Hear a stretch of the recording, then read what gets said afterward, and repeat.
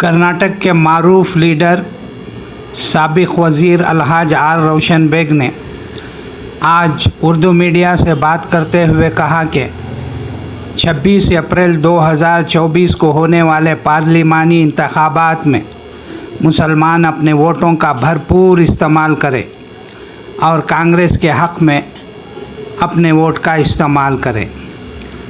बिलखुसूस Bengaluru central के जवानसार leader Mansoor Ali Khan को कसीर तादाद में वोट डालकर इन्हें पार्लियामेंट भेजे।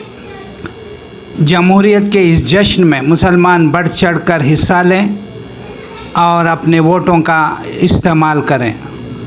उन्होंने ये भी अफसोस का इजहार किया है कि बेंगलुरु में वोटिंग परसेंटेज बहुत कम होता है।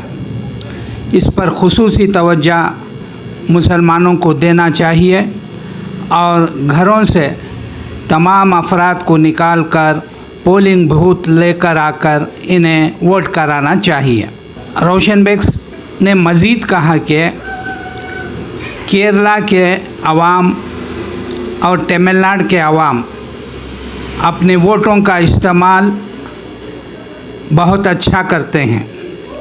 इन्हें बेंगलुरु से केरला पहुंचकर अपने वोट का इस्तेमाल करते हैं, अपना वोट देते हैं। यहाँ से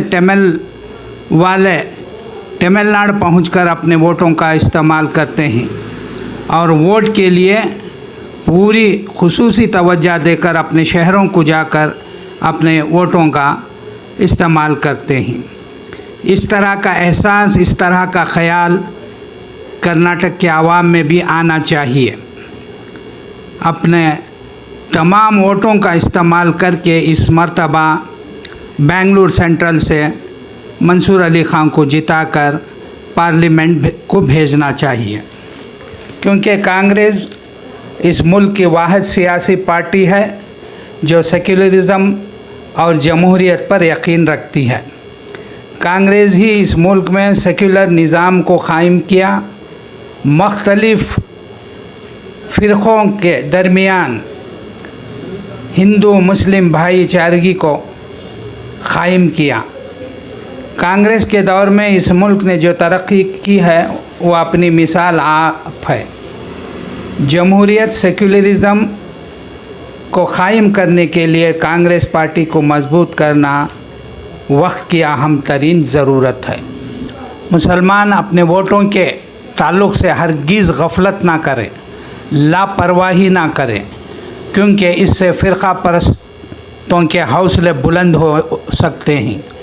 वोटों को हरगिज़ कम होने ना दें, बल्कि तमाम वोटों का इस्तेमाल करें। अगर हमारे वोट की परसेंटेज ऑफ पोलिंग कम होती है तो इससे फ़ायदा फ़िरक़ा परस्त ताक़तों को हो जाएगा।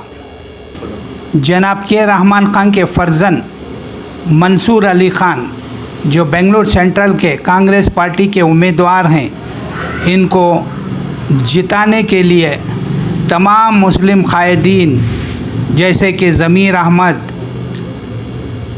यनिया हारिस, रिजवान अरशद, नासिर हुसैन MP, इसके साथ साथ साबिक़ मरकज़ी वज़ीर अलहाज CM इब्राहिम साहब और साबिक़ रियासती वज़ीर अलहाज R Roshan Baig, KJ George और कर्नाटक के वज़ीर आला सिद्धरामैया के पॉलिटिकल सेक्रेटरी जनाब नसीर अहमद MLC इन्हें जिताने की कोशिश में लगे हुए हैं और लोगों से अपील कर रहे हैं, मुलाकात करके लोगों को मंसूर की जीत को यकीन बनाने के लिए हर मुमकिन कोशिश कर रहे हैं। इसके साथ साथ रोशन बेग साहब का ये भी अपील है कि दीगर कर्नाटक में जहाँ कहीं भी कांग्रेस के उम्मीदवार हैं, इनको मुसलमान अपने कीमती वोट देकर इन्हें जिताएं और मुल्क में एक सेक्युलरिज़म और जमहूरियत की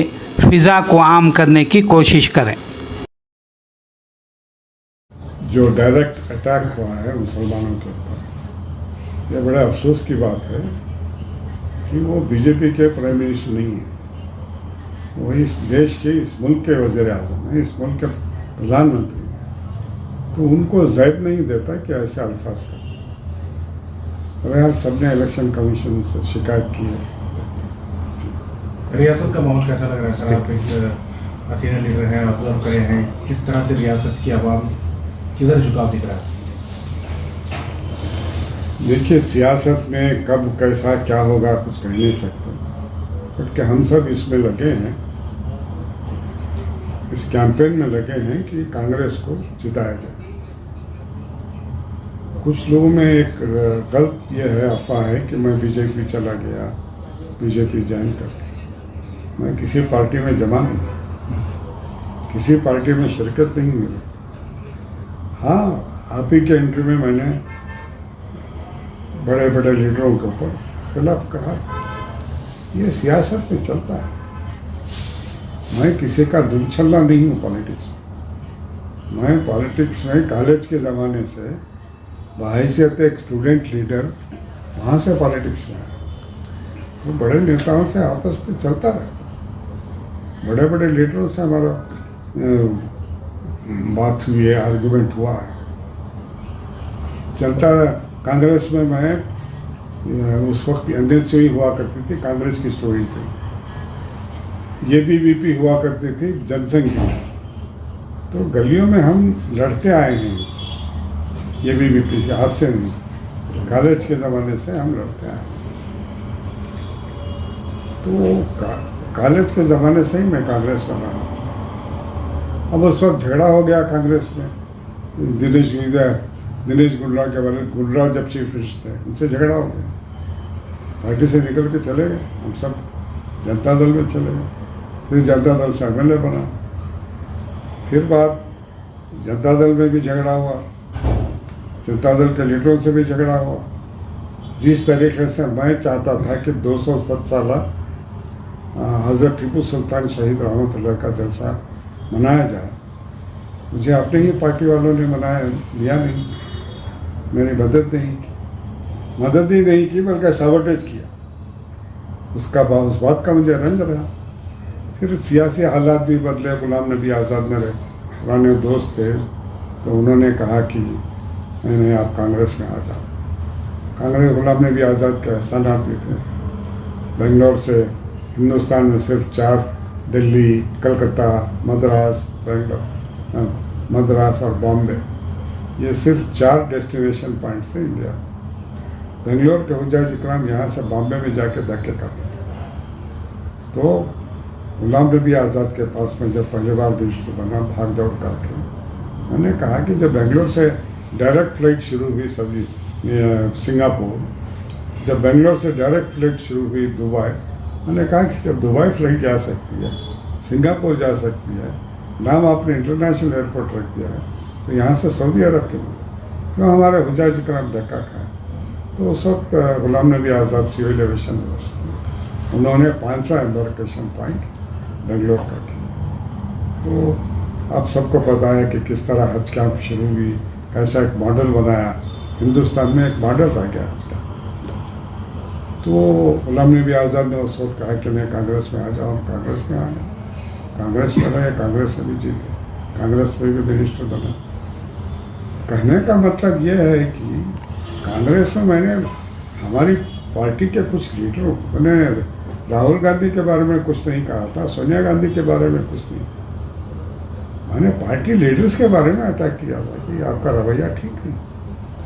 तो उसके ऊपर हमारे को सस्पेंड कर दिया गया कांग्रेस। तो मैं सस्पेंशन हूँ, मेरी घर वापसी ये वो नहीं, मैं किसी पार्टी में जमा, किसी पार्टी में मैंने शिरकत नहीं। हाँ, अब एक उस वक्त हवा उड़ाई गई कि हाँ रोशन बेग बीजेपी में, हाँ बीजेपी के लीडरों से मिलता रहा, काम दाम करने के लिए। उस वक्त ऐसे सख्त हालात, संगीन हालात थे कर्नाटक में, इस मुल्क में, दिल्ली भी भाग जाना पड़ा। ये जैसे ही जब फ्लाइट्स रिज्यूम हुए तो दिल्ली भी जाना पड़ा मुझे। यहाँ मसलन मौता को दफनाने के लिए डॉक्टरों की एडवाइस थी कि 8 इंच में मौता को दफना सकते हैं। अब नॉर्मल जो दफना जो मौता को दफन किया जाता है वो 6। उस वक्त हम येडियुरप्पा के बाद भाग कर गया। मैंने कहा येडियुरप्पा साहब आप लिंगायत हैं, आपके लिंगायत कौम में दफनाया जाता है, मुसलमानों में भी दफनाया जाता है। अगर आप इंस्ट्रक्शन दीजिए कि 8 फीट कहें तो कोविड का मोता को दफनाया जाए। हाँ बोलूँगा, अरे नहीं सर आप बोलो वरना वक्त हो जाएगा, फिर बीच में अगर कुछ हो जाए तो आपकी कौम का कोई फर्द जो है किसी मोता को दफनाने की बजाय जला देंगे तो ता उम्र ता हयात उसको रंज नहीं रहेगा, उसके सेंटिमेंट्स हर्ट नहीं होंगे, उसके जज्बात को ठेस नहीं पहुँचेंगे। तो इसी तरह से मुसलमान के हालत सर हुआ तो रास्ते पे आ जाएंगे मुसलमान, कोविड सब भूल जाएगा। अगर उनके बुजुर्गों को, उनके घर वालों को अगर कोविड हुआ है तो उनको दफनाने के बजाय अगर जला देते तो क्या हालत होता। ऐसे वक्त पे सब मैं गया येडियुरप्पा से मिला, कुछ लाइन ऑर्डर प्रॉब्लम होता तो इससे भी मिला, होम मिनिस्टर से भी मिलता था। अब उससे एकदम मैं बीजेपी में चला गया। बीजेपी मुस्कान का जब हादिसा हुआ, मुस्कान ने अल्लाह अकबर हिजाब का वाक़या हुआ तो कौन गया? मैं गया था मुस्कान के घर, वहाँ गया था उस वक्त सुतुरमठ स्वामी जी के पास। ज़रूरी नहीं कि आप इक़्तिदार में रह के ही काम करें, ज़रूरी नहीं कि आप MLA ही रहें, MP ही रहें काम करने के लिए। उस वक्त आपको याद होगा कि कॉलेज के बच्चे जो दूसरे हमारे हिंदू कौम के बच्चे हैं वो सब वो केसरी का शाल रख के कॉलेज जाना चाहिए। मैं सुतुरमठ स्वामी जी के पास भाग के गया, आप मजहबी रहनुमा हैं, आप चुप मत बैठिए, इसमें कुछ कीजिए। फिर उनसे जहाँ बात करवाना था करवाए और आप देखते हैं कि वो तो रुक गया मामला हो। तो मैं एक सोशल एक्टिविस्ट हूँ और मैं क्या है सुबह सियासत छोड़ के जाने वाला नहीं हूँ। सियासत में हूँ, सियासत में रहूँगा, जो भी हमारे हाथ से हो सका कर। अब जो तकाजा इस मुल्क में तकाजा ये है कि हम पहली बार एक मौका बना है कि एक मुस्लिम कैंडिडेट को जिताने का। तो ऐसे वक्त को मुसलमान कैंडिडेट 15 साल से कोई मुस्लिम कैंडिडेट नहीं है। हमारी ही खींचातानी में एक बार जाफर शरीफ साहब हार गए, हमारी ही गलती, हमारे ही लोग। उसके बाद फिर इलेक्शन जीत नहीं पाए, बाद डिलिमिटेशन हुआ, फिर वो संगलाना को इधर सीट दे दिए। अब कुछ खुल के बातें मैं कहना नहीं चाहता, मगर हमको कहीं बाहर जाते हैं, दूसरे शहरों में जाते हैं तो बोलते हैं कि यार बेंगलोर शहर में इतने मुसलमान हैं, यहाँ पे एक मुसलमान MP को नहीं बन जिता सकते। तो वक्त आया है कि अपने तमाम जो नाइत्तेफाकी है ये सब भूल कर एक कैंडिडेट को जिताएं। और इसे जीतेगा कैसे जब अब तक की परसेंटेज नहीं हुई। मैं तकरीबन 8 इलेक्शन लड़ा हूँ, 7 इलेक्शन में अल्लाह ताला ने कामयाबी दी मुझे। हर इलेक्शन में देखा है मैंने कि बहुत कैंपेन करके उलमाए कराम से, मसाजिद में सबसे ऐलान करा के, घरे घर जाके सबसे मिल के बात करके कि वोटिंग बढ़ाई, नहीं 35%, 40%, 45%। तो हमको चाहिए कि परसेंटेज बढ़ाए। मैंने पहले भी कहा है कि आसाम में, वेस्ट बंगाल में 90% वोटिंग, केरल में दुबई से बाहर से लोग आ जाते पैसे खर्च करके। आज यहाँ से केरल को जाने की टिकट है 3000 रुपये, 2000 रुपये, 2500 रुपये बस में जाने की, प्लेन के नहीं, बस में जाने की टिकटें नहीं मिल रही हैं। क्यों? केरला के लोग भाग रहे हैं चुनाव में वोट डालने के लिए, क्योंकि कल वहाँ इलेक्शन है। तो 2-3 दिन से डिमांड है, बसों में सीट नहीं मिल रही है, ट्रेनों में सीट नहीं मिल रही है, 5-5, 8-8, 10 लोग वैन करके यहाँ से निकल रहे हैं। तो जो जज्बा केरला वालों में है वो जज्बा इधर लाओ, निकलो घरों से। अल्लाह के वास्ते ये धूप है, जुम्मा है, सब छोड़ो, इलेक्शन वोट डालो और मंसूर को जिताओ। कांग्रेस का कैंडिडेट है और जहाँ में सारे स्टेट में 28 सीटें हैं।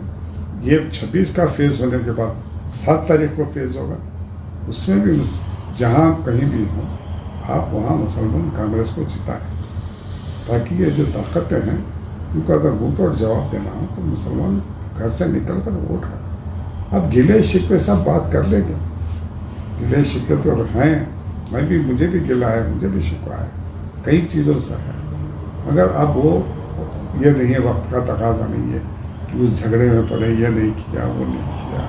बच्चों को रिहा नहीं किया, अभी बच्चे जेल में। हाँ, पेट जलता है दिल के कोने में, अभी आज भी अफसोस होता है हमको। अगर अफसोस होता है KG हल्ले के बच्चे जो सलाखों के पीछे हैं, गुलबर्गा हुबली में जो हादसा हुआ उसके बच्चे सब वहाँ गुलबर्गा की जेल के सलाखों में है, तो हुबली में जो हाँ और कुछ लोग हैं, तो बीदर के कुछ लोग जेल में हैं।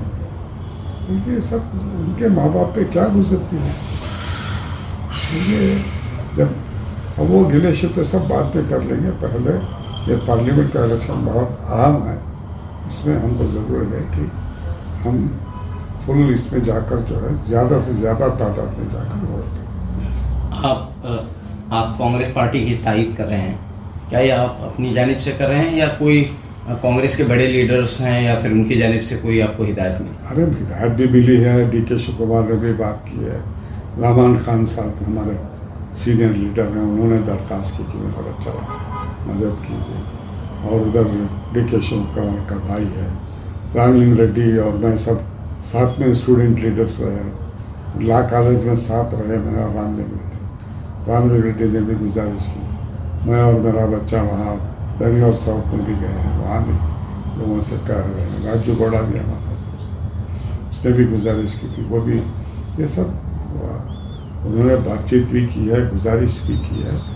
और मैं भी समझता हूँ कि आज वक्त का तकाजा है कि, और लोगों में कुछ कन्फ्यूजन है कि कुछ हमारे ही चाहने वालों ने ऐसा कन्फ्यूजन क्रिएट कर दिया कि हम चले गए बीजेपी।